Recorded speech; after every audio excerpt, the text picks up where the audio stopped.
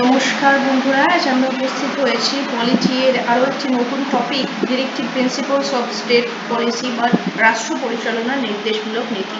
তো চলুন আমাদের আলোচনা শুরু করা যাক। আচ্ছা, এই যে রাষ্ট্র পরিচালনার নির্দেশমূলক নীতি বা directive principles of state policy, এটা বলতে কি বোঝায় এবং এগুলিকে কেন ওয়েলফেয়ার স্টেটের ভিত্তি কেন বলা হয়ে থাকে?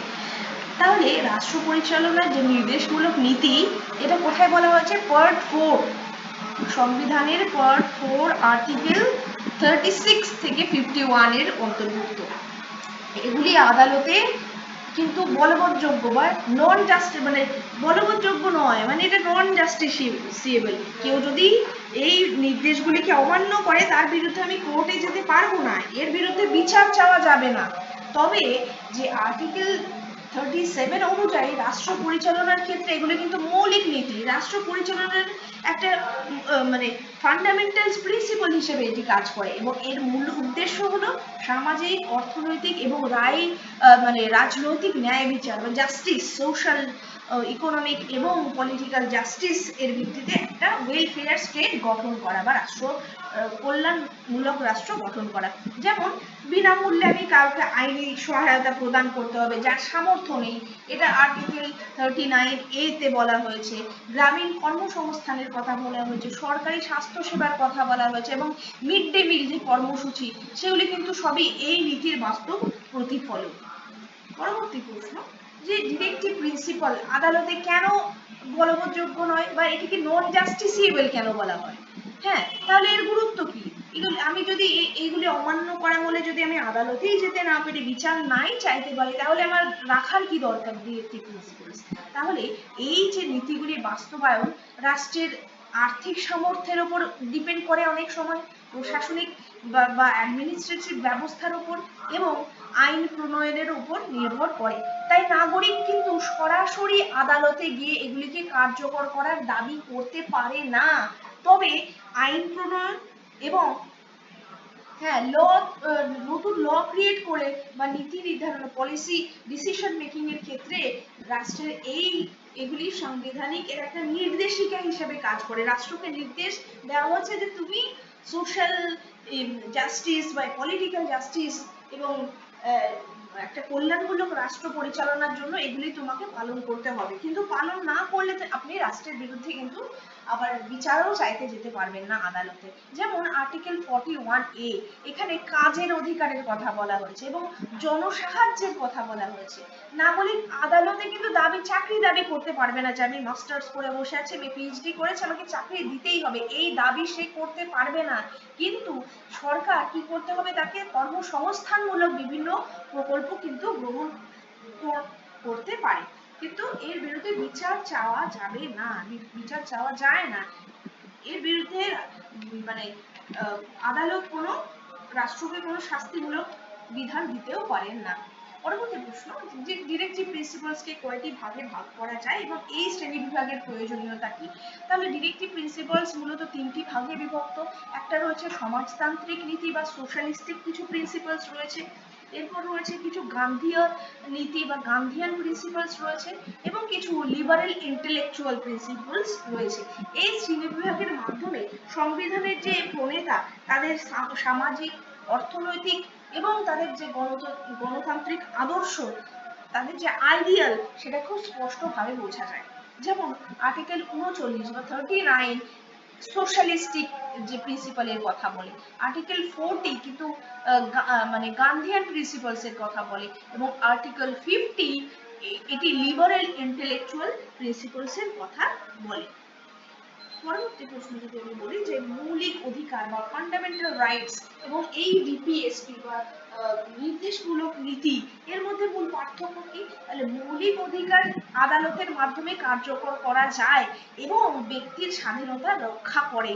অন্যদিকে ডিরেক্টিভ প্রিন্সিপাল, যেটি পার্ট 4 এ বলা হয়েছে, আদালতে এটি বলবৎযোগ্য নয়, মানে এটি নন জাস্টিসিয়েবল এবং এগুলি রাষ্ট্রকে সামাজিক এবং অর্থনৈতিক ন্যায় বিচার প্রতিষ্ঠার জন্য নীতি নির্ধারণের পথ দেখায়, একটা গাইডলাইন হিসেবে কাজ করে যে রাষ্ট্রকে কি কি ভাবে চলতে হবে, তার একটা নীতিমূলক একটা গাইডলাইন হিসেবে একটি পথ দেখায়। এটি ব্যক্তি কেন্দ্রিক। হ্যাঁ, একটি ব্যক্তিকেন্দ্রিক, ফান্ডামেন্টাল রাইটস কিন্তু ব্যক্তিকেন্দ্রিক। আমার অধিকার খণ্ডন হলে আমি আদালতে ছুটে যেতে পারবো আমার অধিকার ন্যায় বিচারের জন্য, কিন্তু এটি সমাজকেন্দ্রিক। একজন সমাজবদ্ধ প্রাণী হিসাবে কি করতে হবে, আমাদের রাষ্ট্র পরিচালনার নির্দেশমূলক নীতিগুলি মেনে চলতে হবে। এটি সমাজকেন্দ্রিক, এটি ব্যক্তিকেন্দ্রিক নয়। যেমন আর্টিকেল 19 বা 19, এটি ওই রাইট টু স্পিচ, হ্যাঁ, এই যে বাক স্বাধীনতার অধিকার, এটি একটি ফান্ডামেন্টাল রাইট। কিন্তু আর্টিকেল 39D, এখানে যে সমান কাজের জন্য সমান মজুরি, এটি একটি ডিরেক্টিভ প্রিন্সিপাল। পরবর্তী প্রশ্ন যে মৌলিক অধিকার এবং ডিরেক্টিভ প্রিন্সিপালস এর মধ্যে সম্পর্ক কি, এবং বর্তমানে বিচার ব্যবস্থা এদের কিভাবে ব্যাখ্যা করে। যেমন বর্তমানে কিন্তু এই যে মৌলিক অধিকার এবং ডিরেক্টিভ প্রিন্সিপালস, এটি একে অপরের পরিপূরক বা কমপ্লিমেন্টারি হিসাবে কাজ করে। মৌলিক অধিকার ব্যক্তি স্বাধীনতাকে নিশ্চিত করে এবং ডিরেক্টিভ প্রিন্সিপাল সামাজিক এবং অর্থনৈতিক ন্যায় বিচার প্রতিষ্ঠার মাধ্যমে সেই স্বাধীনতাকে অনেক অর্থবহ করে তোলে। আধুনিক সাংবিধানিক ব্যাখ্যায় এই দুইয়ের মধ্যে একটা হারমোনি বা সমন্বয় সাধন করতে হবে, বজায় রাখার উপরেই কিন্তু গুরুত্ব দেওয়া হয়েছে। যেমন যদি শিক্ষা, স্বাস্থ্য এবং জীবিকার সুযোগই না থাকলো, তবে শুধুমাত্র মৌলিক অধিকার বাস্তবে পূর্ণ অর্থে কিন্তু উপভোগ করা সম্ভব নয়। তাই কল্যাণমূলক যে আইন প্রণয়নের সময় রাষ্ট্র এই দুটো নীতিকেই সমানভাবে গুরুত্ব দেয়। পরবর্তী প্রশ্ন যে সোশ্যালিস্টিক যে ডিরেক্টিভ প্রিন্সিপালস বলতে কি বোঝানো হয় এবং এর মূল উদ্দেশ্য কি। তাহলে সোশ্যালিস্টিক বলতে সমাজতান্ত্রিক নীতিগুলির প্রধান উদ্দেশ্য হচ্ছে বিভিন্ন সামাজিক, সোশ্যাল এবং ইকোনমিক যে ইনইকুয়ালিটি সমাজে রয়েছে, সেই ইনইকুয়ালিটি বা ডিসপ্যারিটি, সেটাকে বৈষম্য, তাকে দূর করে একটি ন্যায়ভিত্তিক সমাজ প্রতিষ্ঠা করে। একটা ন্যায়ভিত্তিক সমাজ প্রতিষ্ঠা করে। আর্টিকেল 38 কি বলছে রাষ্ট্রকে সামাজিক, অর্থনৈতিক এবং রাজনৈতিক ন্যায় বিচার প্রতিষ্ঠার নির্দেশ দেয়। এবং আর্টিকেল 39 কি করছে, সম্পদের ন্যায্য বন্টন এবং অর্থনৈতিক ক্ষমতার কেন্দ্রীকরণ রোধের কথা বলে। ঠিক যেমন যদি বলি আমি পভার্টি এলিমিনেশন, হ্যাঁ, পভার্টি রিডাকশন, এই কর্মসূচি বা ফুড সিকিউরিটির বিভিন্ন ধরনের প্রকল্প, সমান মজুরি আইন এবং সামাজিক সুরক্ষা প্রকল্প, এগুলির বাস্তব প্রণয়ন কিন্তু এই সোশ্যালিস্টিক ডিরেক্টিভ প্রিন্সিপালস এর মধ্যে এসে যাচ্ছে। আর্টিকেল 39, হ্যাঁ, এর প্রধান উদ্দেশ্য কি এবং এর কোন ধারাগুলি গুরুত্বপূর্ণ। তাহলে আর্টিকেল 39 কি বলছে, রাষ্ট্রকে এমন নীতি গ্রহণের নির্দেশ দেয় যাতে করে সমস্ত নাগরিক তাদের জীবিকার সমান উপযুক্ত সুযোগ পায়, হ্যাঁ, সম্পদ যাতে সঠিকভাবে জনকল্যাণের জন্যই ব্যবহৃত হয় এবং সম্পদ এবং উৎপাদনের উপর আমি সমস্ত সম্পদ কিছু জনের হাতেই কেন্দ্রীভূত যাতে না হয়ে যায়, হ্যাঁ, এবং নারী পুরুষ সমান কাজের জন্য যাতে সমান মজুরি পায়। শিশুদের শোষণ থেকেও, চাইল্ড লেবারের বিরুদ্ধেও কিন্তু এটা কথা বলা হয়েছে। এক্সপ্লয়টেশন, যাতে শিশু শ্রম বন্ধ করার কথা বলা হয়েছে। যেমন equal pay for equal work, এটি আর্টিকেল 39 এর একটি অংশ। শিশু শ্রম নিষিদ্ধকরণ এবং প্রাকৃতিক সম্পদের জনস্বার্থে ব্যবহার, এটি আর্টিকেল 39 এর একটি বাস্তব উদাহরণ। পরবর্তী প্রশ্ন যে আর্টিকেল 39A, এটির গুরুত্ব কি এবং এটি ভারতীয় বিচার ব্যবস্থাকে কিভাবে শক্তিশালী করেছে।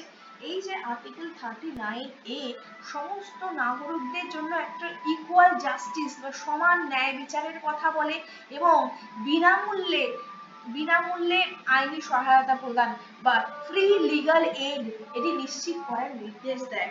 এর প্রধান উদ্দেশ্য হলো অর্থনৈতিক দুর্বলতার কারণে কেউ যাতে বিচার থেকে বঞ্চিত না হয়।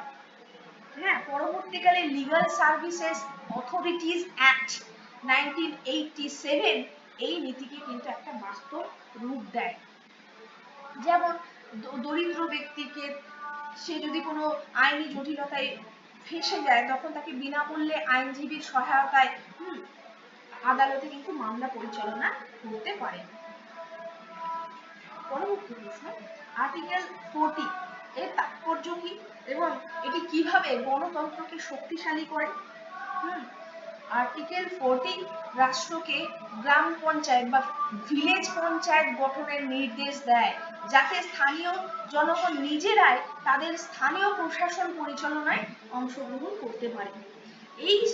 এটি গণতন্ত্রকে একেবারে গ্রাসরুট লেভেলে ডেমোক্রেসিকে পৌঁছে দেয়, হ্যাঁ, এবং জনগণের অংশমূলক, তারা যাতে পার্টিসিপেট করতে পারে ডিসিশন মেকিং এর ক্ষেত্রে, হ্যাঁ, অ্যাডমিনিস্ট্রেটিভ পরিচালনার ক্ষেত্রে যাতে তারা সরাসরি অংশগ্রহণ করে তুলতে পারে, তার জন্য এই আর্টিকেল 40 ভিলেজ পঞ্চায়েত গঠনের নির্দেশ দেন রাষ্ট্রকে।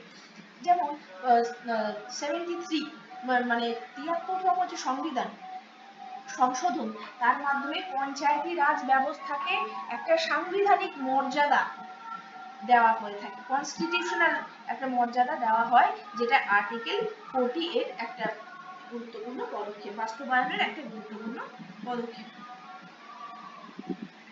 পরবর্তী প্রশ্ন, আর্টিকেল 41, 42 এবং 43 এর মধ্যে পার্থক্য কি আর এদের গুরুত্ব কি? আর্টিকেল 41 কি বলছে? কাজের অধিকার, হ্যাঁ, শিক্ষা এবং জনসাহায্যের বিষয়ে রাষ্ট্রকে নির্দেশ দেয়। আর্টিকেল 42 কি করছে?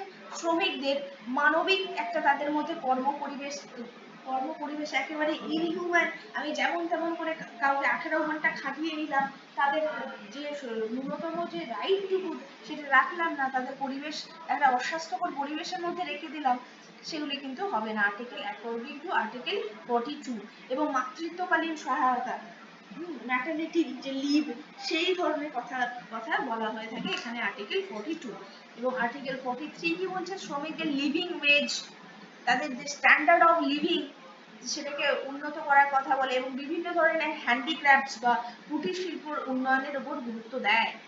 এই তিনটি কিন্তু সামাজিক ন্যায় বিচার প্রতিষ্ঠা, যে সোশ্যাল জাস্টিস প্রতিষ্ঠার জন্য অত্যন্ত গুরুত্বপূর্ণ। যেমন উদাহরণ হিসেবে আমরা বলতে পারি ম্যাটারনিটি বেনিফিট অ্যাক্ট, শ্রমিকদের ন্যূনতম মজুরি, বিভিন্ন ধরনের সেলফ হেল্প গ্রুপ গঠন এবং গ্রামীণ কুটির শিল্প কর্মসূচি, এই কিন্তু একটা বাস্তব উদাহরণ। পরবর্তী প্রশ্ন, যে আর্টিকেল 43A এটির গুরুত্ব কি এবং শিল্প পরিচালনায় শ্রমিকদের অংশগ্রহণ কেন প্রয়োজন? এই যে আর্টিকেল 43A, এটি কবে প্রতিষ্ঠিত হয়? 42nd কনস্টিটিউশনাল অ্যামেন্ডমেন্ট অ্যাক্টের মাধ্যমে 1976। এই আর্টিকেল 43A কি বলছে? রাষ্ট্রকে নির্দেশ দেয় যাতে শিল্প প্রতিষ্ঠানের ব্যবস্থাপনায়, মানে ইন্ডাস্ট্রিয়াল ম্যানেজমেন্টের ক্ষেত্রে শ্রমিকদের অংশগ্রহণ যাতে নিশ্চিত করা হয়। এর উদ্দেশ্য হলো শিল্পের সহযোগিতা বৃদ্ধি, মালিক এবং শ্রমিকের মধ্যে সম্পর্ক উন্নত করা এবং শিল্পে একটা স্থিতিশীলতা বা সাস্টেইনেবিলিটি বজায় রাখা। যেমন কোনো সরকারি শিল্প প্রতিষ্ঠানে শ্রমিক প্রতিনিধি যদি ব্যবস্থাপনা তার ম্যানেজমেন্ট কমিটিতে অংশ নেন, হ্যাঁ, তাহলে সিদ্ধান্ত গ্রহণ আরো বেশি পার্টিসিপেটিভ হয়ে ওঠে। পরবর্তী প্রশ্ন, যে আর্টিকেল 43B এটি কি বলে? এটি কি এবং কোঅপারেটিভ সোসাইটিকে কেন সাংবিধানিক গুরুত্ব দেওয়া হয়েছে? এই যে আর্টিকেল 43B, এটা কবে নিয়ে আসা হয়? 97th constitutional amendment 2011। এখানে রাষ্ট্রকে বিভিন্ন স্বেচ্ছাসেবী, গণতান্ত্রিক ও স্বশাসিত বিভিন্ন সমবায় উন্নয়নে উৎসাহিত করতে নির্দেশ দেয়। সমবায় ব্যবস্থা কি হচ্ছে? বিভিন্ন ধরনের স্মল ফার্মার, হ্যাঁ, তারপর কারিগর এবং বিভিন্ন গ্রামীণ অর্থনীতিকে শক্তিশালী করে এবং যৌথ উন্নয়নের একটা পথ তৈরি করে। যেমন বিভিন্ন ধরনের দুগ্ধ সমবায়, কৃষি সমবায় সমিতি এবং স্বনির্ভর সমবায় সংস্থান, এগুলো কিন্তু গ্রামীণ উন্নয়নের ক্ষেত্রে একটা গুরুত্বপূর্ণ ভূমিকা পালন করে থাকে। পরবর্তী প্রশ্ন, আর্টিকেল 44 ইউনিফর্ম সিভিল কোড বা ইউসিসি এর গুরুত্ব কি এবং এটি কেন একটি ডিরেক্টিভ প্রিন্সিপালস এর মধ্যে এটিকে কেন রাখা হয়েছে? এই যে আর্টিকেল 44 রাষ্ট্রকে নির্দেশ দেয় যে দেশের সকল নাগরিকের জন্য একটি অভিন্ন দেওয়ানি বিধি বা ইউনিফর্ম সিভিল কোড প্রবর্তনের চেষ্টা করতে হবে। এর উদ্দেশ্য কি? বিবাহ বিচ্ছেদ, উত্তরাধিকার এবং দত্তক গ্রহণের মতো এই সমস্ত সিভিল যে সমস্ত ম্যাটার রয়েছে সেক্ষেত্রে একটা ইকুয়ালিটি নিয়ে আসা, সমতা বিধান করা, এটি একটি নীতিগত লক্ষ্য। তাই এটিও কিন্তু নন জাস্টিসিবল, মানে এর বিরুদ্ধে আদালতে যাওয়া যাবে না। বর্তমানে বিভিন্ন ধর্মের জন্য বিভিন্ন পার্সোনাল ল রয়েছে। মুসলিমদের জন্য একরকম ল, খ্রিস্টানদের জন্য, হিন্দুদের জন্য আলাদা আলাদা পার্সোনাল ল রয়েছে। এই ইউনিফর্ম সিভিল কোড এর লক্ষ্য কি হলো? এই ক্ষেত্রে সমান দেওয়ানি আইন প্রয়োগের সম্ভাবনা সৃষ্টি করা। পরবর্তী প্রশ্ন, আর্টিকেল 45 এর উদ্দেশ্য কি এবং সময়ের সঙ্গে সঙ্গে এর গুরুত্ব কিভাবে পরিবর্তিত হচ্ছে? প্রথমে আর্টিকেল 45A এটি কি বলছে? 14 বছর বয়স পর্যন্ত শিশুদের জন্য বিনামূল্যে এবং বাধ্যতামূলক শিক্ষার ব্যবস্থা করার নির্দেশ দেওয়া হয়েছিল। এটা কবে প্রচলিত হয়েছিল? 86th constitutional amendment 2002। এরপর কি করা হয়েছে? Article 21A। আর্টিকেল 21A এখানে শিক্ষাকে কিন্তু একটা ফান্ডামেন্টাল রাইটস করা হয়ে থাকে এবং সংশোধিত আর্টিকেল 45 এ কি বলা হয়েছে? যে 6 বছরের কম বয়সী শিশুদের আর্লি চাইল্ডহুড কেয়ার এবং তাদের শিক্ষার উপর গুরুত্ব দিতে হবে। যেমন বিভিন্ন ধরনের অঙ্গনওয়াড়ি কেন্দ্র, তারপর প্রি স্কুল, বালবালিকা, ICDS, এই কর্মসূচিগুলো এই নীতির একটা বাস্তব প্রতিফলন আমরা বলতে পারি। পরবর্তী প্রশ্ন, যে আর্টিকেল 48A এটির গুরুত্ব কি এবং পরিবেশ সংরক্ষণে এই নির্দেশমূলক নীতির ভূমিকা কি?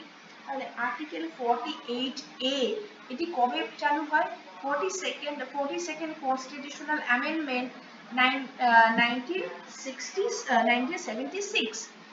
এখানে কি বলা হচ্ছে? রাষ্ট্রকে বিভিন্ন এনভায়রনমেন্ট, তারপর ফরেস্ট এবং ওয়াইল্ড লাইফ, তাদের কনজারভেশন এবং সাস্টেইনেবল ডেভেলপমেন্টের নির্দেশ দেয়।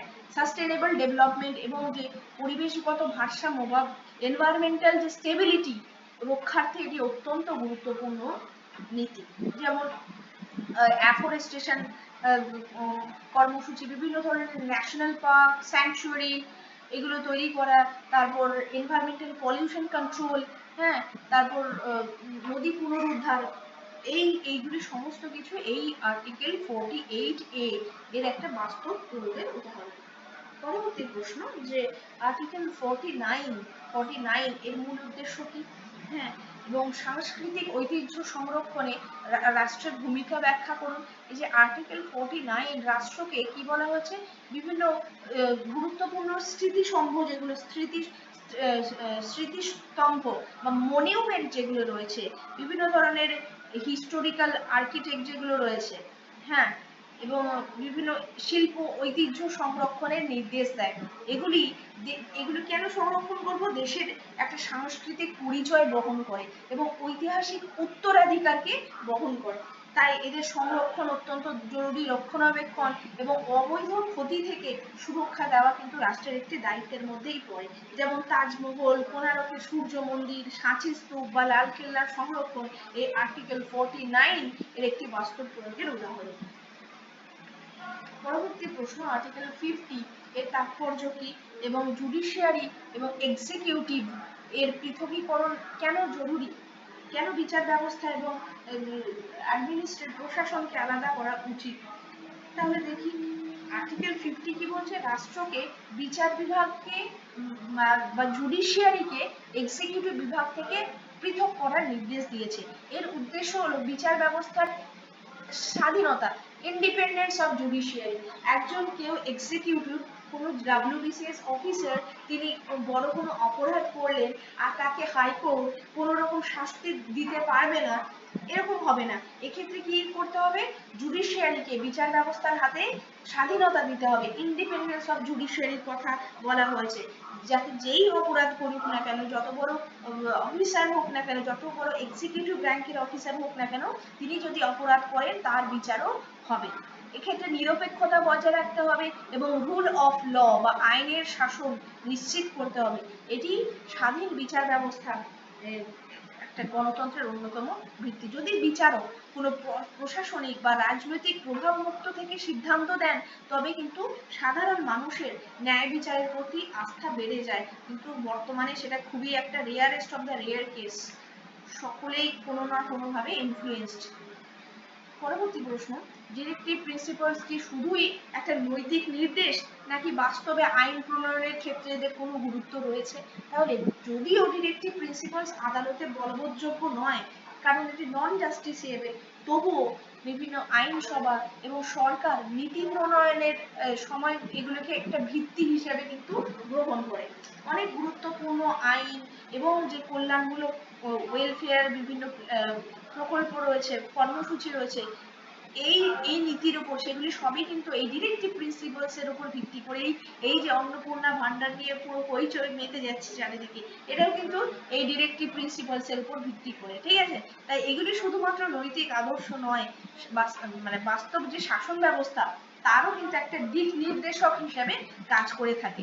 বিভিন্ন ধরনের বিনামূল্যে আইনি সহায়তা, পঞ্চায়েতি রাজ, পরিবেশ সংরক্ষণ, মাতৃত্বকালীন সুবিধা এবং গ্রামীণ যে কর্মসংস্থানমূলক আইন, সবই কিন্তু এই নীতির ফলেই গঠিত হয়েছে। পরবর্তী প্রশ্ন, ডিরেক্টিভ প্রিন্সিপালস এর বাস্তবায়নে 42nd কনস্টিটিউশনাল অ্যামেন্ডমেন্ট এর গুরুত্ব কি? তাহলে এই যে 42nd কনস্টিটিউশনাল অ্যামেন্ডমেন্ট, এর মাধ্যমে ডিরেক্টিভ প্রিন্সিপালস আরো অনেক বেশি শক্তিশালী হয়। এই সংশোধনের মাধ্যমে আর্টিকেল 39A, যেখানে ফ্রি লিগাল এইড এর কথা বলা হয়েছে, সেদিকে নিয়ে আনা হয়েছে।